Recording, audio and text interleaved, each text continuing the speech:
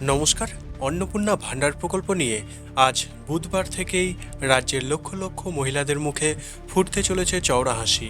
আপনি কি অনলাইনে অন্নপূর্ণা ভাণ্ডারের জন্য আবেদন করেছিলেন, কিন্তু 1 জুলাই পার হয়ে গেলেও এখনও আপনার অ্যাকাউন্টে টাকা ঢোকেনি? যদি আপনার টাকা এখনও না এসে থাকে, তাহলে আজকের এই ভিডিওটি আপনার জন্য অত্যন্ত জরুরি। যাদের টাকা ঢোকেনি তারা কিভাবে এবং কবে টাকা পাবেন তা নিয়ে রাজ্য সরকারের তরফ থেকে দুটি বিশাল খুশির খবর এবং বড় আপডেট চলে এসেছে। তাই ভিডিওটি একটু স্কিপ না করে শেষ পর্যন্ত অবশ্যই দেখুন।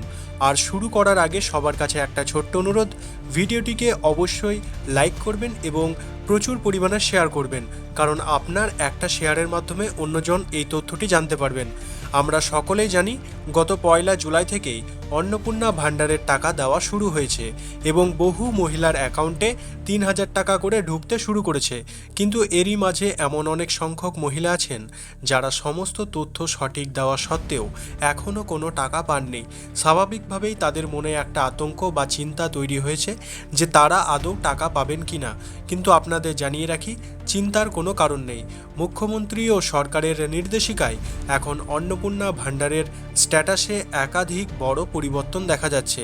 যারা 1 জুলাই টাকা পেয়ে গেছেন তাদের স্ট্যাটাসে সাবমিট এবং পেমেন্ট সাকসেস দেখাচ্ছে, কিন্তু যাদের টাকা এখনও ঢোকেনি বা যারা এখনও টাকা পাননি তারা অনলাইনে চেক করলে দেখতে পাচ্ছেন কারো স্ট্যাটাস সাবমিট, কারো রিজেক্ট, কারো আন্ডার ইনকোয়ারি বা কারোর পেমেন্ট ফেলড দেখাচ্ছে। এখান থেকেই আসছে প্রথম খুশির খবরটি। রাজ্য সরকারের কাছে অভিযোগ গিয়েছিল যে অনেক যোগ্য মহিলা থাকা সত্ত্বেও তাদের আবেদন ভুলবশত রিজেক্ট করে দেওয়া হয়েছে। এরপরেই সরকারের তরফ থেকে সমস্ত রিজেক্ট ফর্মগুলো পুনরায় যাচাই বা রিচেক করার নির্দেশ দেওয়া হয়।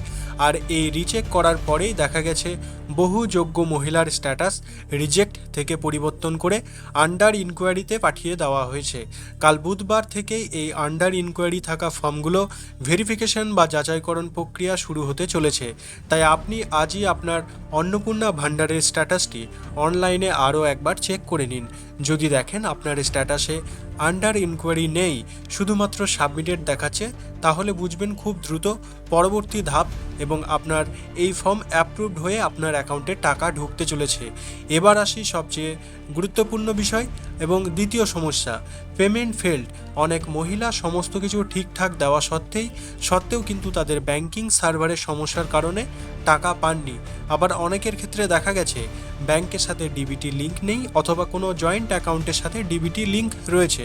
সরকারের তরফ থেকে জানানো হয়েছে যারা 30 জুনের মধ্যে ফর্ম ফিল আপ করেছিলেন এবং যাদের এই সমস্ত সমস্যাগুলো দেখাচ্ছিল, কাল বুধবার থেকেই সেই সমস্ত ত্রুটি বা সমস্যা ক্লিয়ার করা শুরু হচ্ছে।